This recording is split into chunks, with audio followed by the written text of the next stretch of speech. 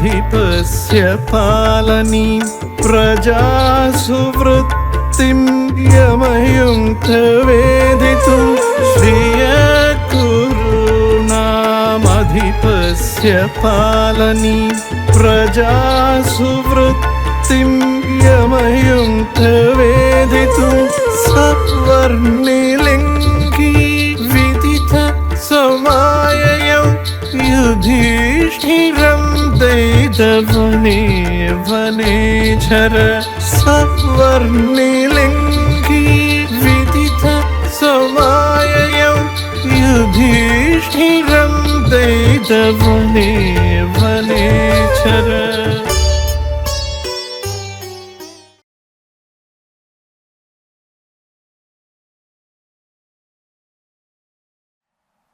പഞ്ചമഹാകാവ്യങ്ങൾ എന്ന ഈ പരിപാടിയിൽ കിരാതാർജുനീയം എന്ന ഭാരവി വിരചിതമായ മഹാകാവ്യത്തെക്കുറിച്ചാണ് ഞാൻ സംസാരിക്കുന്നത്. രസരസയുടെ തന്നെ ആദ്യത്തെ സംരംഭമായ കിരാതാർജുനീയം പാർട്ട് 1-ൽ ഈ കൃതിയെക്കുറിച്ചും ഈ കൃതിയുടെ ഉള്ളടക്കത്തെക്കുറിച്ചും കവിയെക്കുറിച്ചും കവിയുടെ കാലത്തെക്കുറിച്ചും സാമാന്യമായ ഒരു അവലോകനം നിർവഹിച്ചിരുന്നു. ആദ്യ ഭാഗത്തിൽ പറഞ്ഞ പ്രധാന അംശങ്ങളെ ചുരുക്കി പറയുകയും അതിൽ നിന്ന് വ്യത്യസ്തമായി ചില അംശങ്ങളെ വിശദമായി പറയുവാനും ആണ് ഈ പരിപാടിയിൽ ഉദ്ദേശിക്കുന്നത്. 18 സർഗങ്ങളിലായി പരന്നു കിടക്കുന്ന ഒരു മഹാകാവ്യമാണ് കിരാതാർജുനീയം. ഭാരവിയാണ് രചയിതാവ്. അദ്ദേഹത്തിൻ്റെ കാലം, അദ്ദേഹത്തിൻ്റെ പ്രധാന വ്യാഖ്യാനങ്ങൾ എല്ലാം തന്നെ ആദ്യ ഭാഗത്ത് പറഞ്ഞു കഴിഞ്ഞിട്ടുള്ളതാണ്. ഇതിൽ ഉപയോഗിക്കുന്നത്, ഈ പഠനത്തിന് ഉപയോഗിക്കുന്നത് വളരെ പ്രസിദ്ധമായ മല്ലിനാഥൻ്റെ ഖണ്ഡാപദം എന്ന വ്യാഖ്യാനത്തെയാണ്. ഈ വ്യാഖ്യാനം വളരെ പ്രത്യേകതകളുള്ള ഒന്നായാണ് കണക്കാക്കപ്പെടുന്നത്. ഭാരവിയുടെ ഗഹനമായ ഒരു കാവ്യത്തിന് വളരെ വിശദമായ വ്യാഖ്യാനമാണ് ഖണ്ഡാപദം നൽകുന്നത്. അതിനെ ആസ്പദമാക്കിക്കൊണ്ടാണ് ഇവിടെ ഞാൻ ഈ പഠനം നിർവഹിക്കുന്നത്. ഈ 18 സർഗങ്ങളിലെ പ്രതിപാദ്യങ്ങൾ എന്ത് എന്നത് ആദ്യം തന്നെ പരിശോധിക്കാമെന്ന് കരുതുന്നു. മഹാഭാരതത്തിലെ വനപർവത്തിൽ 27 മുതൽ 41 വരെയുള്ള അധ്യായങ്ങളിലായി പ്രതിപാദിച്ച ഒരു കഥാംശത്തെയാണ് മഹാകവിയായിട്ടുള്ള ഭാരവി തൻ്റെ കാവ്യത്തിന് ഇതിവൃത്തമായി തിരഞ്ഞെടുത്തിട്ടുള്ളത്. കള്ളച്ചൂതിൽ പരാജിതരായി പാണ്ഡവന്മാർ വനവാസം നിർവഹിക്കുന്ന കാലത്തെ കഥയാണ് ഇവിടെ പരാമർശിക്കുന്നത്. തങ്ങളുടെ ആഗ്രഹം അനുസരിച്ച് എങ്ങനെയാണ് മറ്റ് ഒരു രാജാവ് അദ്ദേഹത്തിൻ്റെ ഭരണം നടത്തുന്നത് എന്ന് മനസ്സിലാക്കേണ്ടത് ആവശ്യമാണ് എന്ന് കരുതുന്ന യുധിഷ്ഠിരൻ തങ്ങളെ പരാജയപ്പെടുത്തിയ ദുര്യോധനൻ്റെ രാജ്യഭാരം എങ്ങനെയുണ്ട് എന്നതറിയുന്നതിന് വേണ്ടി ഒരു വനേചരനെ നിയോഗിക്കുകയും ആ വനേചരൻ ദുര്യോധനൻ്റെ നാട്ടിൽ ചെന്ന് അദ്ദേഹത്തിൻ്റെ ഭരണത്തെക്കുറിച്ച് മനസ്സിലാക്കി തിരിച്ചു വന്ന് ദുര്യോധനൻ്റെ ഭരണത്തിൻ്റെ നൈപുണ്യത്തെ മനസ്സിലാക്കി തിരിച്ചു വന്ന് ഇവിടെ യുധിഷ്ഠിരൻ്റെ മുൻപിലെത്തി അദ്ദേഹത്തോട് ഈ വിഷയങ്ങൾ പറയുന്നതും ആയിട്ടാണ് കാവ്യം ആരംഭിക്കുന്നത്. ഓരോ സർഗത്തിലെയും പ്രതിപാദ്യം നോക്കുകയാണെങ്കിൽ 1-ാം സർഗത്തിൽ വനേചരൻ്റെ സംഭാഷണം, അത് കേട്ടിരിക്കുന്ന യുധിഷ്ഠിര പത്നിയായ ദ്രൗപദിയുടെ സംഭാഷണം, അതിനെ തുടർന്ന് 2-ാം സർഗത്തിൽ ഭീമസേനൻ്റെ സംഭാഷണം, ഇവയാണ് നമ്മൾക്ക് കാണാൻ കഴിയുക. 3-ാം സർഗത്തിൽ മഹാഭാരതത്തിൽ നേരിട്ട് വരുന്നത് പോലെ തന്നെ ഈ കൃതിയിലും വ്യാസൻ നേരിട്ടെത്തുകയും യുധിഷ്ഠിരനെ ചില കാര്യങ്ങൾ പറഞ്ഞു മനസ്സിലാക്കുകയും ചെയ്യുന്നതാണ് 3-ാം സർഗത്തിലായിട്ട് വരുന്നത്. 4-ാമത്തെ സർഗം വ്യാസനിർദ്ദേശം അനുസരിച്ചുകൊണ്ട് കുടുംബത്തിൻ്റെ സ്വകുലത്തിൻ്റെ ഉന്നതിക്ക് വേണ്ടിയിട്ട് തപസ്സനുഷ്ഠിക്കുന്നതിനായിട്ട് അർജുനൻ നിയോഗിക്കപ്പെടുന്നതാണ്. അർജുനൻ 4-ാം സർഗത്തിൽ ആ വനവാസത്തിൽ നിന്ന് പുറപ്പെട്ട് വനവാസ സ്ഥലത്തു നിന്നും പുറപ്പെട്ട് ഇന്ദ്രകീലം എന്ന പർവ്വതത്തിലെത്തുകയും അവിടെ തൻ്റെ കുടുംബത്തിൻ്റെ ശ്രേയസ്സിനായി തപസ് ആരംഭിക്കുകയും ചെയ്യുന്നതാണ് നമ്മൾക്ക് പിന്നീട് കാണാൻ കഴിയുന്നത്. 4-ാം സർഗം കഴിഞ്ഞ് ഈ ഒരു പ്രദേശത്തെത്തി അർജുനന്റെ തപസ് ആരംഭിക്കുന്നു. അർജുനന്റെ തപസ് തുടങ്ങുമ്പോൾ ആ ദേശത്തെ ആളുകൾ ഇന്ദ്രനെ സമീപിക്കുകയും ഇന്ദ്രനോട് ഈ തപസ്സിന്റെ വിവരങ്ങൾ അറിയിക്കുകയും അങ്ങനെ ഇന്ദ്രൻ അർജുനന്റെ തപസ്സിനെ പരീക്ഷിക്കാനായിട്ട് ഗന്ധർവന്മാർ, യക്ഷന്മാർ, അതുപോലെ തന്നെ അപ്സരസ്സുകൾ തുടങ്ങിയവരെ അയക്കുകയും അവർ വന്ന് ആ തപോഭൂമിക്ക് പരിസരത്ത് ഇരുന്നു കൊണ്ട് അവര് പലതരത്തിലുള്ള കേളികളിൽ ഏർപ്പെടുകയും പല നഗര സൗഭാഗ്യങ്ങൾ അനുഭവിക്കുന്നവരെ പോലെയുള്ള പലതരം കേളികളിലൂടെ കടന്നു പോവുകയും പൂവിറുക്കൽ, ജലകേളി തുടങ്ങിയ യൗവനോചിതമായ പലതരം കളികളിൽ ഏർപ്പെടുകയും പ്രണയ ഉപചാരങ്ങൾ അർപ്പിക്കുകയും ഒക്കെ ചെയ്തുകൊണ്ട് കഴിച്ചുകൂട്ടുകയും ചെയ്യുന്നു. ഇതൊന്നും തന്നെ ഇവരുടെയൊന്നും കാഴ്ചകൾ അർജുനെ പ്രലോഭിപ്പിക്കുന്നതായിട്ട് കാണുന്നില്ല. 10-ാം സർഗം വരെയുള്ള സർഗങ്ങളിൽ ഇത്തരം വിഷയങ്ങളാണ് പ്രതിപാദിച്ച് കാണുന്നത്. വളരെ വിശദമായിട്ട് അവിടെ ഇവരുടെ പ്രണയവർണ്ണന, കാമകേളി വർണ്ണനകൾ ഒക്കെയാണ് ഈ സർഗങ്ങളിലായിട്ട് നമുക്ക് കാണാൻ പറ്റുന്നത്. 10-ാം സർഗത്തിൽ ആണ് ഇത്തരത്തിലുള്ള വർണ്ണനകൾ കഴിഞ്ഞ് 11-ാം സർഗത്തിൽ ഇന്ദ്രൻ നേരിട്ട് പ്രത്യക്ഷപ്പെടുകയും ഇന്ദ്രൻ അർജുനനോട് സംസാരിക്കുകയും ചെയ്യുന്നതാണ് അടുത്ത സർഗത്തിലായ 11-ാം സർഗത്തിൽ വരുന്നത്. 12-ലാകട്ടെ അതിനെ തുടർന്ന് 12-ാം സർഗത്തിൽ ഇന്ദ്രൻ അർജുനനോട് സംസാരിക്കുകയും ഹിതോപദേശം ചെയ്യുകയും ചെയ്യുന്നുണ്ടെങ്കിലും അർജുനൻ തൻ്റെ തപസ്സിന്റെ കാര്യമെല്ലാം വിശദമാക്കുമ്പോൾ ശിവനെ തപസ് ചെയ്യാനായിട്ടാണ് അർജുനനോട് ഇന്ദ്രൻ നിർദ്ദേശിക്കുന്നത്. ശിവന്റെ തപശക്തി കണ്ട് അവിടെ വസിച്ചിരുന്ന ബദരീകാശ്രമത്തിൽ വസിച്ചിരുന്ന തപസ്വികൾ എല്ലാവരും തന്നെ ആകെ ആകുലരായി തീരുകയും അവർ ശിവനെ ശരണം പ്രാപിക്കുകയും ചെയ്യുന്നതാണ് 12-ൽ നമ്മൾക്ക് കാണാൻ കഴിയുക.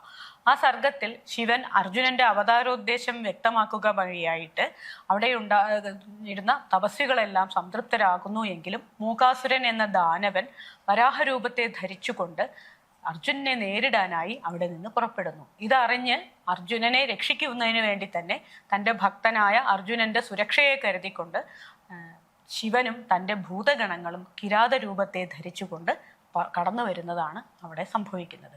ഒരേ സന്ദർഭത്തിൽ കിരാതന്റെയും അതുപോലെ തന്നെ അർജുനന്റെയും അമ്പ് മൂകാസുരനിൽ പതിക്കുകയും മൂകാസുരൻ കൊല്ലപ്പെടുകയും ചെയ്യുന്നു. പിന്നീട് ശിവൻ തൻ്റെ ഭക്തനെ പരീക്ഷിക്കാനായിട്ട് തൻ്റെ കൂട്ടത്തിലുള്ള ഒരു വനേചരനെ അയക്കുകയും അയാൾ ചെന്ന് അർജുനനോട് തൻ്റെ നേതാവായിട്ടുള്ള കിരാതാധിപതിയാണ് ഈ ഒരു മൂകാസുരനെ കൊന്നത്, അദ്ദേഹത്തിൻ്റെ ബാണമാണ് മൂകാസുരനെ കൊന്നത് എന്ന അവകാശവാദം ഉന്നയിക്കുകയും പലതരത്തിൽ അർജുനനെ പ്രകോപിപ്പിക്കാൻ ശ്രമിക്കുകയും ചെയ്യുന്നു. അങ്ങനെ അവസാനം അർജുനനും വനേചരനുമുള്ള തമ്മിലുള്ള വാദങ്ങൾക്ക് ശേഷം ശിവനുമായും ശിവസൈന്യവുമായും അർജുനൻ ഘോരമായ യുദ്ധത്തിൽ ഏർപ്പെടുന്നു. ഈ വർണ്ണനകളാണ് 13 തൊട്ടുള്ള സർഗങ്ങളിലായിട്ട് നമ്മൾക്ക് കാണാൻ പറ്റുന്നത്. 15-ാം സർഗത്തിലെത്തുമ്പോൾ വളരെ ഘോരമായ യുദ്ധവർണ്ണന നമ്മൾക്ക് കാണാൻ പറ്റും. ഈ ഘോരമായ യുദ്ധവർണ്ണനയുടെ ഭാഗമായിട്ട് ചിത്രബന്ധങ്ങൾ എന്ന് പറയുന്ന പ്രത്യേക തരത്തിലുള്ള ശ്ലോകങ്ങൾ, യമകങ്ങൾ, അർദ്ധസമർത്ഥത്തിലുള്ള പ്രയോഗങ്ങൾ, ഗോമൂത്രികാ ബന്ധം എന്ന് പറയുന്ന ബന്ധം, അതുപോലെ തന്നെ സർവതോഭദ്രം എന്നുള്ള രീതിയിലുള്ള പലതരത്തിലുള്ള കാവ്യബന്ധങ്ങളെ ഉപയോഗിച്ചുകൊണ്ട് വളരെ വിശദമായിട്ടാണ് യുദ്ധവർണ്ണന കവി നിർവഹിക്കുന്നത്. ഈ യുദ്ധവർണ്ണന തുടരുകയും അതിൽ 15-ൽ പലപ്പോഴും സുബ്രഹ്മണ്യൻ, ശിവസൈന്യത്തിൽ ഉണ്ടായിരുന്ന ദേവസേനാപതിയായ സുബ്രഹ്മണ്യൻ തൻ്റെ പിന്തിരിഞ്ഞോടുന്ന ഗണങ്ങൾക്ക് നൽകുന്ന ഉപദേശം എന്നുള്ള നിലയ്ക്കുള്ള ശ്ലോകങ്ങളുണ്ട്.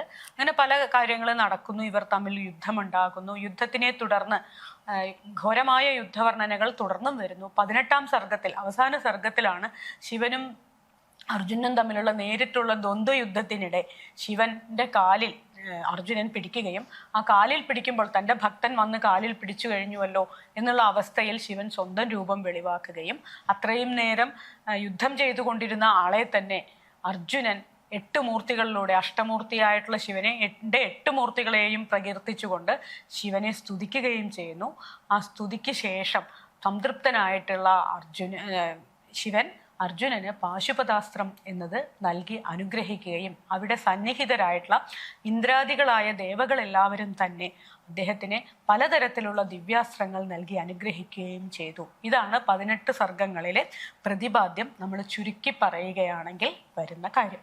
അപ്പൊ ഈ സർഗങ്ങളെ നിർണയിക്കുന്നതിൽ വരെ വളരെ ശ്രദ്ധ കവി പുലർത്തുന്നതായിട്ട് കാണാം. ഈ സർഗത്തിലെ ഈ 18 സർഗത്തിലെ കഥ ഇവിടെ ചുരുക്കി പറഞ്ഞത് എങ്ങനെയാണ് മഹാകവിയായിട്ടുള്ള ഭാരവി തൻ്റെ രചനാ പാടവം കൊണ്ട് ഈ കാവ്യത്തിനെ ഘടിപ്പിച്ചിരിക്കുന്നത്, കാവ്യത്തിന്റെ രൂപഘടന എങ്ങനെയാണ് അദ്ദേഹം നിർണയിച്ചിരിക്കുന്നത് എന്ന് നമുക്ക് കാണാൻ വേണ്ടിയാണ്. ആദ്യത്തെ 3 സർഗങ്ങളിൽ നേരത്തെ സൂചിപ്പിച്ചതുപോലെ രാഷ്ട്രതന്ത്രവുമായി ബന്ധപ്പെട്ട കാര്യങ്ങളാണ് പ്രധാനമായും പ്രതിപാദിതമാകുന്നത്. നമ്മൾ മഹാഭാരതത്തിലെ സന്ദർഭത്തിൽ നിന്ന് എന്തൊക്കെ തരം വ്യതിയാനങ്ങളാണ് കവി വരുത്തിയിട്ടുള്ളത് എന്ന് ഈ സന്ദർഭത്തിൽ ഒന്ന് നമുക്ക് നോക്കാവുന്നതാണ്. മഹാഭാരത കഥയിൽ നിന്ന് എത്തരത്തിലുള്ള വ്യത്യാസങ്ങളാണ് ഒരു കവി, ഏത് കവിയാണെങ്കിലും തൻ്റെ ഇതിവൃത്തമായിട്ട് ഇതിഹാസങ്ങളെ സ്വീകരിക്കുമ്പോൾ മഹാഭാരതം, രാമായണം, അതുപോലെ തന്നെ നാട്ടിൽ പ്രസിദ്ധമായ സാഹിത്യം, ഇവയൊക്കെയാണ് കാവ്യത്തിനുള്ള മൂലകഥയായിട്ട് നമ്മുടെ കവികൾ സ്വീകരിക്കാറുള്ളത്. അപ്പൊ അങ്ങനെ സ്വീകരിക്കുമ്പോൾ ആ കഥ എങ്ങനെയാണോ ഇതിഹാസത്തിൽ പറഞ്ഞ് അതേപോലെ പറഞ്ഞു പോകുന്ന രീതി കവികൾക്കില്ല. അവർ ചില ഭാഗങ്ങൾ കൂടുതൽ വർണ്ണിക്കാൻ ശ്രമിക്കും, അല്ലെങ്കിൽ ചില വ്യതിയാനങ്ങൾ വരുത്തും. അപ്പൊ ഇവിടെ നമ്മൾ നോക്കേണ്ടത് മഹാഭാരത കഥയിൽ നിന്ന് എന്തെങ്കിലും വ്യതിയാനങ്ങൾ നമ്മുടെ കവി വരുത്തിയിട്ടുണ്ടോ എന്നുള്ളതാണ്. അങ്ങനെയുള്ള വ്യതിയാനങ്ങൾ വളരെ സുലഭമായിട്ട് തന്നെ ഭാരവി വരുത്തിയിട്ടുണ്ട് എന്നുള്ളതാണ് നമുക്ക് പറയാനുള്ളത്. മഹാഭാരതത്തിൽ ഞാൻ നേരത്തെ സൂചിപ്പിച്ചതുപോലെ വനപർവ്വത്തിൽ വരുന്ന ഈ കഥയിൽ ഭീമൻ വളരെ ഇതേ സന്ദർഭമാണ്. ആദ്യം ദ്രൗപദി സംസാരിക്കുന്നു, തങ്ങളുടെ ദുരവസ്ഥയെക്കുറിച്ച്, വനവാസത്തിൽ അനുഭവിക്കുന്ന ദുരവസ്ഥയെക്കുറിച്ച് ദ്രൗപദി സംസാരിക്കുമ്പോൾ തുടർന്ന് തന്നെയാണ് ഭീമൻ സംസാരിക്കുന്നത്. പക്ഷെ വളരെ ഉദ്ധതനായിട്ടുള്ള, ഒന്നിനെയും കുറിച്ച് വീണ്ടും വിചാരമില്ലാതെ സംസാരിക്കുന്ന ഒരു യോദ്ധാവ് മാത്രമായിട്ടാണ് മഹാഭാരത കഥയിൽ ഭീമൻ പ്രത്യക്ഷപ്പെടുന്നത് എങ്കിൽ ഭാരവിയുടെ ഭീമൻ അങ്ങനെയല്ല സംസാരിക്കുന്നത്. രാഷ്ട്രതന്ത്രം ശരിക്കും അറിയുന്ന ഒരു രാജാവിനുചിതമായിട്ടുള്ള രീതിയിലാണ് അവിടെ ഭീമസേനന്റെ സംഭാഷണം എന്ന് നമുക്ക് കാണാൻ പറ്റും. അതുപോലെ തന്നെ മറ്റൊരു വ്യതിയാനം വരുന്നത്, അതുപോലെ ദ്രൗപദിയുടെ കാര്യം പറയുകയാണെങ്കിലും ദ്രൗപദി അവിടെ സംസാരിക്കുന്നത്, ദ്രൗപദി ദ്രുപദ രാജാവിന്റെ സദസ്സിൽ വളർന്നവളാണ്. അവിടെയുള്ള ആളുകൾ പറയുന്നത് കേട്ടും അറിഞ്ഞും ഒക്കെ തന്നെ രാഷ്ട്രതന്ത്രം എന്താണ്, ഒരു രാജാവ് എങ്ങനെയാണ് ഭരണം നിർവഹിക്കേണ്ടത് എന്നതിനെ കുറിച്ച് വളരെ വിശദമായി കേട്ടറിവുള്ള, മനസ്സിലാക്കിയ അവൾ ഒരു പണ്ഡിതോദിജിതമായ രീതിയിലാണ് മഹാഭാരതത്തിൽ സംസാരിക്കുന്നത്.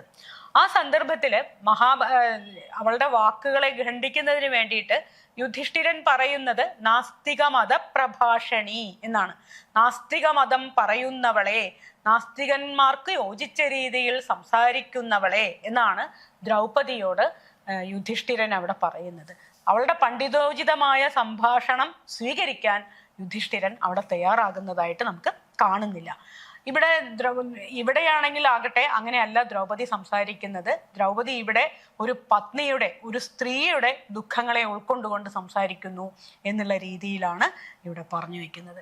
അവിടെ ഒരു വ്യതിയാനം വരുന്നുണ്ട്. ദ്രൗപദി എന്ന പണ്ഡിതയല്ല ഇവിടെ സംസാരിക്കുന്നത്, ദ്രൗപദി എന്ന ദുഃഖിതയായ രാജ്ഞി അല്ലെങ്കിൽ ദുഃഖിതയായ പത്നിയാണ് ഇവിടെ സംസാരിക്കുന്നത് എന്ന് നമുക്ക് കാണാൻ പറ്റും. പിന്നെ മഹാഭാരതത്തിൽ വ്യാസൻ നേരിട്ട് വരുന്ന നിരവധി സന്ദർഭങ്ങളുണ്ട്. ഈ ഉപാഖ്യാനത്തിലും ഇത്തരത്തിൽ വ്യാസൻ നേരിട്ട് കടന്നു വരുന്നുണ്ട്. അവിടെ വരുന്നത് വ്യാസൻ നേരിട്ട് വരികയും യുധിഷ്ഠിരനെ ഉപദേശിക്കുകയുമാണ് ചെയ്യുന്നത്. പ്രതിസ്മൃതി എന്ന വിദ്യയാണ് വിജയത്തിനായിക്കൊണ്ട് യുധിഷ്ഠിരനെ ഉപദേശിക്കുന്നത്. യുധിഷ്ഠിരൻ ആ ഉപദേശത്തെ സ്വീകരിച്ച് അത് അർജുനന് പറഞ്ഞു കൊടുക്കുകയാണ് ചെയ്യുന്നത്. അങ്ങനെയാണ് അർജുനനെ തപസ്സിന് തിരഞ്ഞെടുക്കുന്നത് യുധിഷ്ഠിരനാണ്. പക്ഷേ ഇവിടെ ആകട്ടെ യുധിഷ്ഠിരനല്ല ആരാണ് തപസ് ചെയ്യേണ്ടത്, ആരാണ് കുലത്തിന് വേണ്ടി തപസ് അനുഷ്ഠിക്കേണ്ടത് എന്ന് തീരുമാനിക്കുന്നത് അദ്ദേഹമല്ല, മറിച്ച് വ്യാസൻ തന്നെ നേരിട്ട് അർജുനനെ നിയോഗിക്കുന്നതായിട്ടാണ് കാണാൻ പറ്റുന്നത്. മാത്രമല്ല വ്യാസനാണ് അർജുനന് മന്ത്രോപദേശം നൽകുന്നത്. ഇതുകൂടാതെ ഈ മന്ത്രോപദേശത്തിന്റെ ശക്തിയാൽ അർജുനൻ തപോഭൂമിയിലേക്ക് എത്തുന്നു എന്നാണ് മഹാഭാരതത്തിൽ കാണുന്നത് എങ്കിൽ ഇവിടെ തപോഭൂമിയിലേക്ക് അദ്ദേഹത്തെ നയിക്കാൻ ഒരു യക്ഷന്റെ സഹായം, മന്ത്രവിദ്യയുടെ സഹായം മാത്രമല്ല ഒരു യക്ഷന്റെ സഹായം കൂടി കവി നൽകുന്നതായിട്ട് നമുക്ക് കാണാൻ പറ്റും. അതേപോലെ മഹാഭാരത കഥയിൽ ഇന്ദ്രകീലം എന്നുള്ള ആ പർവ്വതത്തിൽ എത്തുമ്പോൾ തന്നെ ഇന്ദ്രനെ കാണുന്നുണ്ട്. ഇന്ദ്രനെ അവിടെ നിന്ന് കണ്ടിട്ട് മനസ്സിലാക്കുന്നുമുണ്ട്. പക്ഷെ ഇവിടെ അങ്ങനെയല്ല വരുന്നത്. ഇന്ദ്രകീലത്തിൽ എത്തുന്നു, ഘോരമായ തപസ് അനുഷ്ഠിക്കുന്നു. ആ തപസ് കണ്ട് അവിടുത്തെ ജനങ്ങളാണ് ഇന്ദ്രനോട് ചെന്ന് വസ്തുത പറയുന്നത്. ഇങ്ങനെ ദിവ്യരൂപിയായിട്ടുള്ള തപസ്സി വേഷധാരിയായ എന്നാൽ തപസ്സിനോചിതമല്ലാത്ത ചില കാര്യങ്ങളുള്ള ഒരു തപസ് ഇവിടെ അണഞ്ഞിരിക്കുന്നു എന്ന് പറയുന്നത്, ഇന്ദ്രനോട് പറയുന്നത് തദ്ദേശവാസികളായിട്ടുള്ള ആൾക്കാരാണ്. അതിനുശേഷം ഇന്ദ്രൻ വെറുതെ അർജുനെ കാണുന്നില്ല. വളരെ വിശദമായിട്ട് തൻ്റെ മകനാണ് ഇദ്ദേഹം തപസ് ചെയ്യുന്നത് എന്നറിഞ്ഞിട്ടും ആ മകൻ്റെ കഴിവുകളെ, അദ്ദേഹത്തിൻ്റെ എല്ലാ പ്രലോഭനങ്ങളെയും അതിജീവിക്കാനുള്ള കഴിവുകളെ വളരെയധികം പരീക്ഷിച്ചതിന് ശേഷം മാത്രമാണ് ഇന്ദ്രൻ സ്വന്തം രൂപത്തെ, അതും ഒരു മുനിവേഷധാരിയായിട്ടാണ് ആദ്യം മുൻപിൽ പ്രത്യക്ഷപ്പെടുന്നത്. അർജുനന്റെ ദൃഢനിശ്ചയം മനസ്സിലാക്കിയതിന് ശേഷം മാത്രമാണ് ഇന്ദ്രൻ തൻ്റെ രൂപത്തെ വെളിവാക്കുന്നത്. പിന്നെ വരുന്നൊരു വ്യതിയാനം, മഹാഭാരതത്തിൽ കിരാതന്റെ സംഘത്തിൽ കിരാതന്റെ പത്നിയായിട്ട് പാർവതിയും വരുന്നതായിട്ട് പറയുന്നുണ്ട്. പക്ഷേ ഈ കഥയിൽ കിരാതാർജുനീയ കാവ്യത്തിൽ പാർവതി വരുന്നില്ല. സുബ്രഹ്മണ്യനും കിരാതന്റെ സംഘവും ആണ് കിരാതനെ അനുഗമിക്കുന്നതായിട്ട് കാണുന്നത്. അല്ലാതെ പാർവതി ഉണ്ടാവുന്നില്ല. കിരാതന്റെ കൂടെ വലിയൊരു സംഘമുണ്ട്, അതുകൂടാണ്ട് സുബ്രഹ്മണ്യനും ഉള്ളതായിട്ട് പറയുന്നുണ്ട്. പിന്നെ ഇത്രയും വിശദമായ ഒരു യുദ്ധവർണ്ണന, സർഗങ്ങളോളം നീണ്ടു നിൽക്കുന്ന ഒരു യുദ്ധവർണ്ണന മഹാഭാരതത്തിലില്ല. ഇവിടെ വളരെ വിശദമായ ഒരു യുദ്ധവർണ്ണന നമുക്ക് കാണാൻ പറ്റുന്നുണ്ട്. പിന്നെ എങ്ങനെയാണ് കിരാതരൂപിയായ ശിവനെ അർജുനൻ തിരിച്ചറിയുന്നത് എന്നുള്ളതിലും മഹാഭാരതത്തിലും ഇവിടെയും വ്യത്യാസം വരുന്നുണ്ട്. മഹാഭാരതത്തില് ശിവനെ പൂജിച്ചുകൊണ്ടിരിക്കുന്നവനാണ് അർജുനൻ. അപ്പൊ സ്വാഭാവികമായിട്ടും ശിവന് ഒരു മാല്യം, താൻ ആരാധിക്കുന്ന ശിവരൂപത്തിന് ഒരു മാല്യം അർജുനൻ അർപ്പിക്കുന്നു. ആ അർപ്പിക്കുന്ന മാല്യം അവിടെ ശിരസിൽ കാണുകയാണ്. ആരുടെ? കിരാതന്റെ ശിരസിൽ കാണുകയാണ്. താൻ ശിവരൂപത്തിൽ അർപ്പിച്ച മാല്യം കിരാതന്റെ ശിരസിൽ കണ്ടിട്ടാണ് ഈ കിരാതൻ ശിവൻ തന്നെയാണ് എന്ന് അർജുനന് തിരിച്ചറിവുണ്ടാകുന്നത്. പക്ഷെ ഇവിടെ അങ്ങനെയല്ല. തൻ്റെ കാല് പിടിച്ച തൻ്റെ ഭക്തനെ ശിവൻ സ്വയം വെളിപ്പെടുത്തുകയാണ്. തൻ്റെ രൂപം ശിവൻ സ്വയം കാണിച്ചു കൊടുക്കുകയാണ് എന്നുള്ളതാണ് ഇവിടെ വരുന്ന വ്യതിയാനം. ഇതാണ് മഹാഭാരതത്തിന്റെ ആഖ്യാന രൂപത്തിൽ നിന്ന് വ്യത്യസ്തമായ ഒരു വ്യതിയാനങ്ങൾ ഭാരവി സ്വീകരിച്ചതായിട്ട് നമുക്ക് കാണാൻ പറ്റുന്നത്. പിന്നെ ഇതിന്റെ ഒരു ഘടന പറഞ്ഞപ്പോൾ ആദ്യത്തെ 3 സർഗങ്ങളിൽ നമ്മൾ വളരെ വിശദമായിട്ട് രാജതന്ത്രവുമായി ബന്ധപ്പെട്ട ചർച്ചകളാണ് നടക്കുന്നത് എന്ന് കാണാം. പിന്നെ വരുന്ന ഒരു ഭാഗത്ത് കാമോപചാരങ്ങൾക്ക്, കാമത്തിന് അല്ലെങ്കിൽ ജീവിതത്തിൽ കാമശാസ്ത്രത്തിനുള്ള പ്രാധാന്യം ഒക്കെ വെളിവാക്കുന്ന ചില ചിത്രങ്ങളിൽ കൂടിയിട്ടാണ് 5-ന് ശേഷം 10 വരെയുള്ള സർഗങ്ങളിലൂടെ നമ്മൾ കടന്നു പോകുന്നത്. അതിനുശേഷം അർജുനന്റെ സ്വന്തം ധർമ്മബോധത്തെ വെളിവാക്കുന്ന രീതിയിൽ, അർജുനൻ എന്താണ് ധർമ്മം എന്നതുകൊണ്ട് ഉദ്ദേശിക്കുന്നത്, സ്വധർമ്മം എന്ന് പറഞ്ഞാൽ എന്താണ്, ഇതൊക്കെ വെളിവാക്കുന്ന രീതിയിലുള്ള ചർച്ചകളാണ് 11, 12 തുടങ്ങിയിട്ടുള്ളവയിൽ നമ്മൾ ഇന്ദ്രന്റെ വാക്കുകളിൽ കൂടിയിട്ട്. അത് കഴിഞ്ഞാൽ പിന്നീട് വരുമ്പോൾ 12-ന് ശേഷം വനേചരന്റെ വാക്കുകളിൽ ഒക്കെ തന്നെ സ്വധർമ്മം എന്ത്, ഒരു തപസ്വി വേഷധാരിയായ ക്ഷത്രിയന്റെ സ്വധർമ്മം എന്ത് എന്നുള്ളതിനെ കുറിച്ചുള്ള ചർച്ചകൾ നമ്മൾ അവിടേക്കാണ് കാണുന്നത്. യുദ്ധവർണ്ണനകൾക്ക് വലിയ പ്രാമുഖ്യമുള്ളതോടൊപ്പം തന്നെ പ്രധാനമാണ് ചിത്രബന്ധം. സാധാരണ മഹാകവികൾ എടുത്ത് ഉപയോഗിക്കാൻ കഴിയാത്ത തരത്തിലുള്ള വാക്യഘടനകളെയും വാക്യബന്ധത്തിനെയുമാണ് ഇവിടെ 15-ാം സർഗത്തില് ഭാരവി നിർവഹിക്കുന്നത് എന്ന് നമുക്ക് കാണാൻ പറ്റും. അപ്പൊ നമുക്കിത് നോക്കുമ്പോൾ ആദ്യ ഘട്ടത്തിൽ ഒരു രാജനീതി ചിന്തയുണ്ട്, രണ്ടാമത്തേതിൽ കാമത്തിലൂന്നിയ വർണ്ണനകളുണ്ട്, മൂന്നാമത്തേതിൽ വരുന്നത് ധർമ്മത്തിന്റെ സ്ഥാപനവുമായി ബന്ധപ്പെട്ട വർണ്ണനകൾ വരുന്നുണ്ട്. പിന്നീട് യുദ്ധവിജയം, ആ യുദ്ധവിജയം അർജുനന് നൽകുന്ന ആത്മവിശ്വാസം, ഇവയെല്ലാം തന്നെ അവസാന ഘട്ടത്തിൽ നമുക്ക് കാണാൻ പറ്റും. ഈ രീതിയിലാണ് ഈ കൃതിയുടെ സംവിധാനം നിർവഹിച്ചിട്ടുള്ളത്. അപ്പൊ ഈ രാജതന്ത്രം എന്ന് പറയുന്ന ഭാഗം നമുക്ക് നോക്കുകയാണെങ്കിൽ നമുക്ക് അതിലെങ്ങനെയൊക്കെയാണ് ഓരോരുത്തരും ഓരോ ഘട്ടവും കടന്നു വരുന്നത് എന്ന് നമുക്ക് നോക്കാവുന്നതാണ്. നമ്മൾ ആദ്യം കാണുന്നത് വനേചരനെയാണ്. ആദ്യത്തെ സർഗത്തിൽ തന്നെ വരുന്ന വനേചരന്റെ വാക്കുകളിൽ നിന്ന് നമുക്ക് മനസ്സിലാക്കാൻ പറ്റുന്നത്, യുധിഷ്ഠിരൻ എന്ന് പറയുന്ന രാജാവിനെ ജനങ്ങൾ മറന്നുവോ എന്ന് നമുക്ക് തോന്നിക്കുന്ന രീതിയിൽ അത്രമാത്രം ഒരു സദ്ഭരണം കാഴ്ചവെച്ച ആളായിട്ടാണ് ദുര്യോധനെ കുറിച്ച് നമ്മൾ ഇവിടെ മനസ്സിലാക്കുന്നത്. അപ്പോൾ ഇദ്ദേഹം വന്നിട്ട് പറയുന്നുണ്ട്, ആദ്യം തന്നെ പറയുന്നത് ഇങ്ങനെയാണ്, തൻ്റെ സംഭാഷണം തന്നെയാണ് തുടങ്ങുന്നത്. ക്രിയാസു യുക്തേർ നൃപചാര ചക്ഷുഷോ നവഞ്ചനീയ പ്രഭവോനുജീവിപി തതുർഹസി സാധു ക്ഷന്തുമസാധു സാധുവ ഹിതം മനോഹാരി ച ദുർലഭം വച. അങ്ങ് അല്ലയോ രാജാവേ, അങ്ങ് ഒരു കാര്യം മനസ്സിലാക്കണം. ഒരു കാര്യത്തിൽ നിയോഗിച്ച ചാരന്മാര് ഒരിക്കലും ആ രാജാവിനെ വഞ്ചിച്ചുകൂടാ. വെറുതെ സന്തോഷിപ്പിക്കാനായിട്ടുള്ള വാക്കുകൾ പറഞ്ഞുകൂടാ. ഹിതവും മനോഹരവുമായ വാക്ക് എന്നത് ലോകത്തിൽ ദുർലഭമായ ഒരു വസ്തുവാണ്. അതുകൊണ്ട് തന്നെ ഞാൻ പറയുന്നത് അങ്ങക്ക് സാധുവായി തോന്നുകയാണെങ്കിലും അല്ലെങ്കിലും അങ്ങത് കേൾക്കണം, അങ്ങത് സ്വീകരിക്കണം എന്നുള്ള വാക്കുകളോട് കൂടിയിട്ടാണ് വനേചരൻ പറയുന്നത്. ഒരിക്കലും നമ്മളൊരു ജോലിയിൽ ഏൽപ്പിച്ചാൽ അത് നമ്മൾ അവിടെ കിട്ടിയ വാർത്തകൾ വന്ന് പറഞ്ഞാൽ രാജാവിന് അതിൽ അപ്രീതി ഉണ്ടായാലോ എന്ന് കരുതിയിട്ട് അതെന്ത് ചെയ്തുകൂടാ, തെറ്റായി കാര്യങ്ങൾ പറഞ്ഞുകൂടാ എന്നതാണ് ആർക്ക് പറയാനുള്ളത്, വനേചരന് പറയാനുള്ളത്. അദ്ദേഹം പറയുന്നുണ്ട് തൻ്റെ ആൾക്കാരോട് എങ്ങനെയൊക്കെയാണ് ഈ ദുര്യോധനൻ പെരുമാറുന്നത്. സുഹൃത്തുക്കളെ തൻ്റെ ജോലിക്കാരെ, സേവകന്മാരെ സുഹൃത്തുക്കളെ പോലെയും സുഹൃത്തുക്കളെ ബന്ധുക്കളെ പോലെയും ബന്ധുക്കളെ തന്നെ പോലെയും മാനിച്ചുകൊണ്ടാണ്, അത്രയും വലിയൊരു രീതിയിലാണ് ദുര്യോധനന്റെ ഭരണം മുൻപോട്ട് പോകുന്നത്. അരിഷഡ് വർഗങ്ങളെ വിജയിച്ചവനാണ് ദുര്യോധനൻ എന്നാണ് മറ്റൊരു കാര്യമായിട്ട് പറയുന്നത്.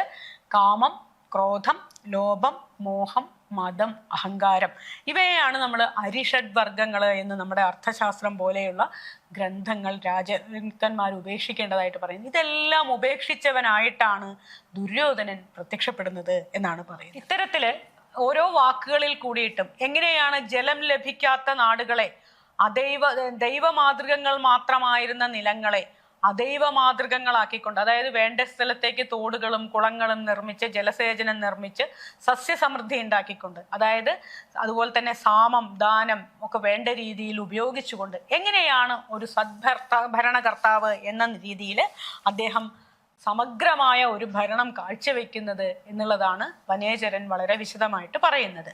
എങ്ങനെയൊക്കെ ആണെങ്കിലും ആരെങ്കിലും യാദൃച്ഛികമായിട്ട് യുധിഷ്ഠിരനെ കുറിച്ചോ അർജുനന്റെ വീര്യത്തെയോ കുറിച്ചോ പറയുമ്പോൾ പാമ്പ് വിഷസർപ്പം എങ്ങനെയാണോ ഔഷധങ്ങൾ കണ്ടാൽ ഭയക്കുന്നത് അതുപോലെ ഭയക്കുന്നുമുണ്ട് അയാള് എന്ന് പറയുന്നുണ്ട്. അതായത് ഇത്രത്തോളം ഉദാരവാനായിട്ട് പെരുമാറുമ്പോഴും അയാൾ അങ്ങനെ തന്നെ ആയിക്കഴിഞ്ഞിട്ടൊന്നുമില്ല. അയാളുടെ ഉള്ളിൽ പഴയ ഒരു ആൾ ഇരിക്കുന്നുണ്ട്, പഴയ ചതിയനായിട്ടുള്ള ദുര്യോധനൻ ഉണ്ട് എന്ന് തന്നെയാണ് മനസ്സിലാക്കാൻ പറ്റുന്നത്. കഥാപ്രസംഗേന ജനൈരുദാഹൃത അനുസ്മൃതാഖണ്ഡലഭൂരി സൂനു വിക്രമം തവാഭിധാനദ്വ്യതേനദാനന സദുസ്സഹ മന്ത്രപദാദിവോരകം. വളരെ ശക്തമായ മന്ത്രം പ്രയോഗിക്കുമ്പോൾ പാമ്പ് ഭയപ്പെടുന്നത് പോലെയാണ് അർജുനന്റെ വിക്രമത്തെ ഓർത്തിട്ടും യുധിഷ്ഠിരന്റെ ധർമ്മബോധത്തെ ഓർത്തിട്ടും ഇയാൾ ഭയക്കുന്നത് എന്ന് പറഞ്ഞുകൊണ്ടാണ് വനേചരൻ പറയുന്നത്. ഇനി ഉചിതമായ ക്രിയകൾ നിർവഹിക്കേണ്ടത് അങ്ങാണ് എന്നുള്ള രീതിയിലാണ് വനേചരൻ ഇദ്ദേഹത്തിന്റെ വാക്കുകൾ അവസാനിപ്പിക്കുന്നത്.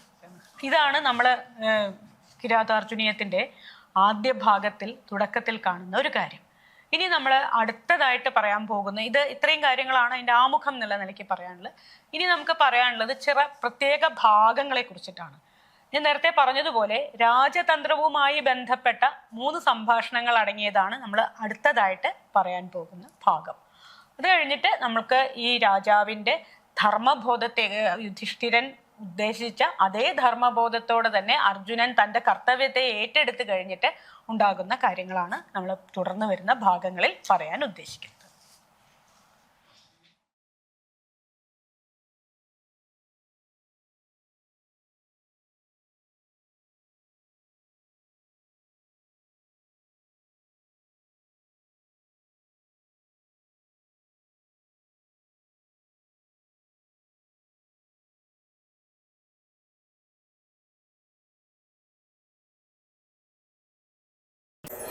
Risa risa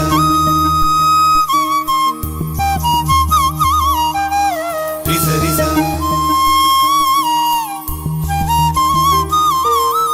risa risa